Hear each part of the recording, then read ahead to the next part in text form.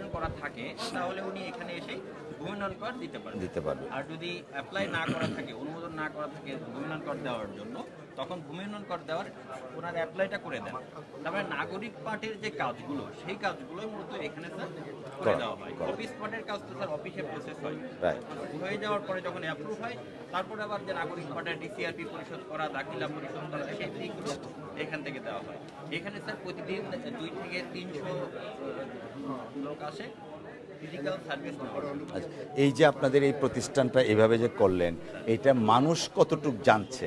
মানে আমাদের ঢাকা শহরের যে মানুষ প্রতিদিন যে কার্যক্রমগুলো হয়, 200-300 মানুষ কিন্তু খুবই নগণ্য না?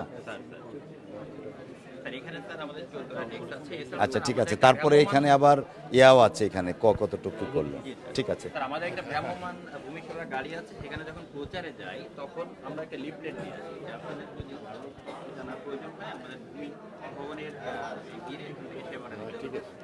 আসলে আমাদের এই মন্ত্রণালয়ের বিষয়ে বাংলাদেশের মানুষের সন্দেহ, অবিশ্বাস এবং এই মন্ত্রণালয়কে যে আরও ভালো স্বচ্ছতার সঙ্গে আগাতে হবে এ বিষয়ে জনগণের স্বচ্ছ ধারণা নেই। আমরা শহীদ প্রেসিডেন্ট জিয়াউর রহমানের আদর্শ দেখি, উনি সৎ এবং দক্ষতার সঙ্গে দেশ পরিচালনা করছে। আমাদের মাননীয় প্রাইম মিনিস্টার জনাব তারেক রহমান স্যার, উনি চান স্বচ্ছতা, জনগণের সেবা জনগণের দোরগোড়ায় যেন পৌঁছতে পারে, এবং এটা অত্যন্ত সুন্দরভাবে।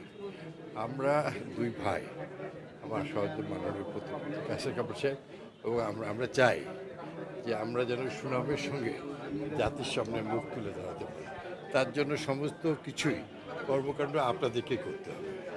আমি আশা করব অতীতে অনেক কিছু হয়েছে, যা গেছে, এখন যেন নতুন করে এটা আরও ব্যাপক প্রচার দরকার এবং জনগণের সেবা দরকার পৌঁছাতে হবে।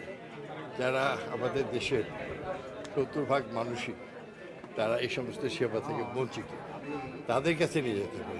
শুধু গুলশান, বনানী আর বাড়িধারার মানুষের জন্য এসব নয়, এটা মনে রাখতে হবে।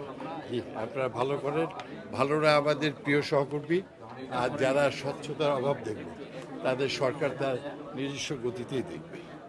ধন্যবাদ।